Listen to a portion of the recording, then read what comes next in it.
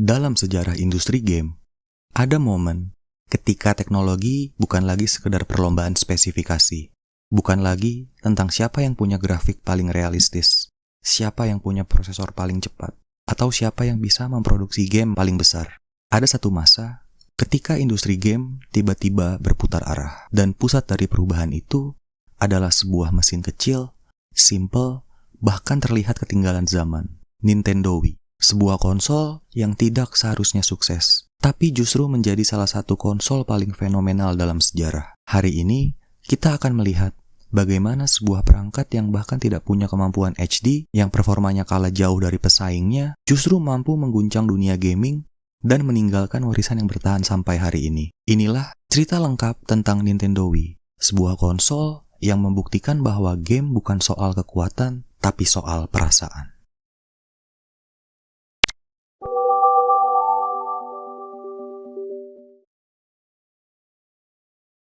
Awal 2000-an bukan masa yang mudah bagi Nintendo.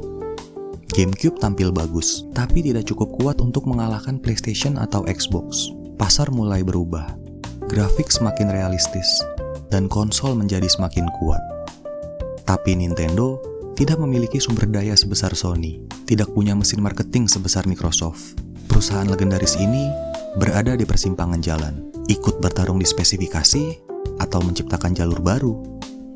Dan di titik paling genting itulah pemikiran gila muncul. Bagaimana kalau kita berhenti mengejar grafik dan fokus ke cara orang bermain? Nintendo memutuskan untuk tidak bertarung di medan yang sama. Mereka membuat medan pertempuran baru, sebuah revolusi kecil yang akan mengubah dunia. Di jantung revolusi ini, ada satu benda kecil, yaitu Wiimote, sebuah controller yang bentuknya lebih mirip remote TV daripada gamepad. Tapi di balik penampilannya yang sederhana, ada teknologi motion control yang menjadi inti semua pengalaman Wii. Nintendo ingin menciptakan controller yang bisa dipahami semua orang, bahkan orang yang tidak pernah main game sekalipun.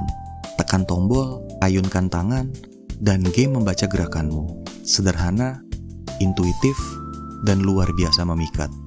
Wiimote membuat game terasa nyata.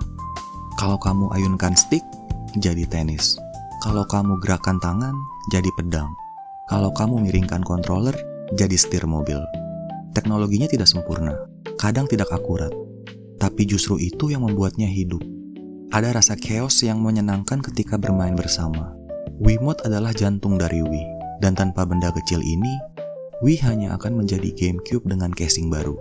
Setelah banyak orang yang meremehkan konsep motion control, semuanya berubah di satu momen, yaitu di momen E3 2006.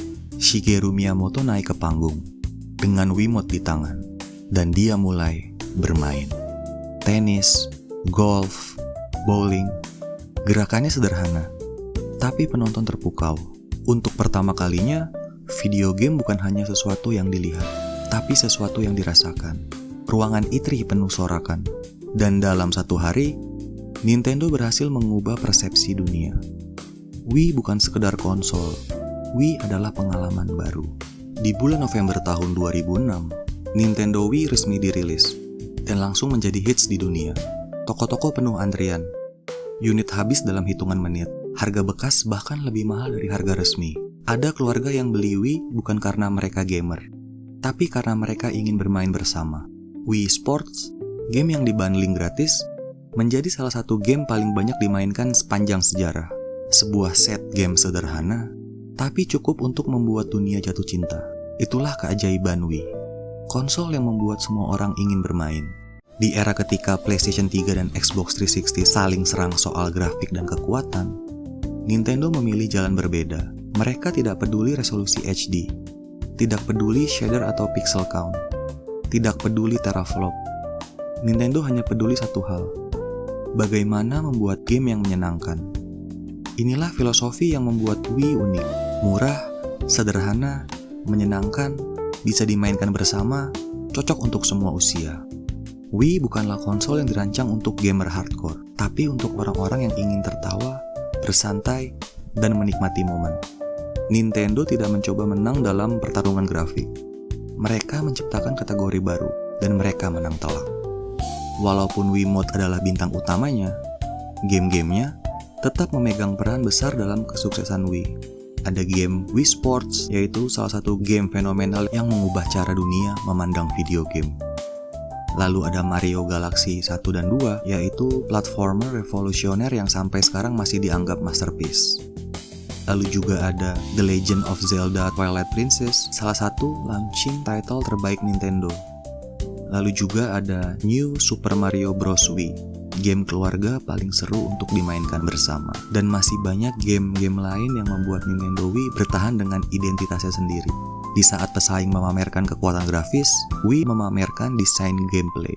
Lalu datanglah Wii Fit, sebuah ide gila yang awalnya ditertawakan banyak orang, tapi akhirnya menjadi fenomena kesehatan terbesar yang pernah dibuat dalam dunia game. Dengan Wii Balance Board, Nintendo mengubah ruang tamu menjadi gym mini. Orang-orang melakukan yoga, latihan keseimbangan, hingga aerobik. Lebih dari itu, digunakan di rumah sakit, dipakai untuk rehabilitasi pasien, masuk program terapi cedera, dan juga digunakan sebagai alat latihan keseimbangan bagi atlet. Wii Fit bukan sekedar game. Ia adalah bukti bahwa video game bisa memiliki dampak positif pada kesehatan. Nintendo tidak hanya membuat orang bermain, tapi membuat orang bergerak. Kesuksesan tidak berlangsung selamanya. Ketika mobile gaming mulai naik lewat iPhone dan Android, pasar kasual perlahan pindah. Permainan ringan yang dulu dimainkan di Wii, sekarang pindah ke smartphone. Wii juga punya keterbatasan, tidak mendukung HD, online yang terbatas, third party kesulitan membuat game besar, dan juga performanya tidak bisa bersaing dengan PS3 dan Xbox 360. Penjualan Wii mulai menurun. Tapi, inilah bagian yang paling penting. Wii mengajari Nintendo filosofi baru yang akhirnya melahirkan Nintendo Switch. Pelajaran yang penting dari Wii, yang pertama, jangan ikut bertarung lewat grafik. Ciptakan pengalaman yang unik. Yang kedua, fokus pada permainan sederhana yang menyatukan orang. Yang ketiga, inovasi lebih penting daripada kekuatan. Yang keempat, hardware tidak harus kuat, asalkan fun. Yang kelima, pasar kasual punya kekuatan besar, tapi harus dijaga dengan pengalaman yang konsisten. Tanpa Wii, Nintendo tidak akan pernah membuat Nintendo Switch. Suksesnya Wii dan jatuhnya Wii adalah dua bab yang membentuk masa depan Nintendo. Dan akhirnya, apa warisan terbesar dari Nintendo Wii? Jawabannya sederhana. Wii mengubah cara dunia berinteraksi dengan video game. Wii membuat anak-anak bermain bersama orang tua, kakek nenek ikut bowling digital, sekolah memakai game sebagai alat edukasi, rumah sakit memakai game sebagai media terapi, dan game menjadi aktivitas keluarga, bukan hanya hobi. Tidak ada konsol dalam sejarah yang menjangkau manusia seluas Wii. Di era PS3 dan Xbox 360 bicara tentang grafik dan sinematik. Sedangkan Wii bicara tentang kebersamaan. Dan itulah sebabnya Wii bertahan dalam ingatan banyak orang. Bukan sebagai konsol terkuat, tapi sebagai konsol yang paling manusiawi.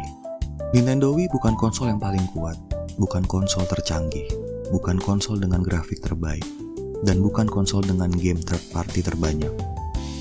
Tapi Wii punya sesuatu yang jauh lebih penting. Wii memiliki hati.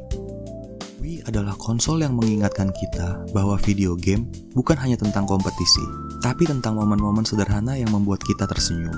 Dan itu adalah warisan yang bertahan hingga hari ini. Di Nintendo Switch, di Ring Fit Adventure, di game-game party, sampai game-game mobile. Wii mungkin sudah menjadi bagian dari masa lalu, tapi dampaknya masih terasa sampai sekarang. Menurut kalian bagaimana? Tulis di kolom komentar di bawah ya. Terima kasih teman-teman sudah menonton sampai habis. Jangan lupa untuk like, komen, dan subscribe ya. Sampai ketemu di video selanjutnya. Bye!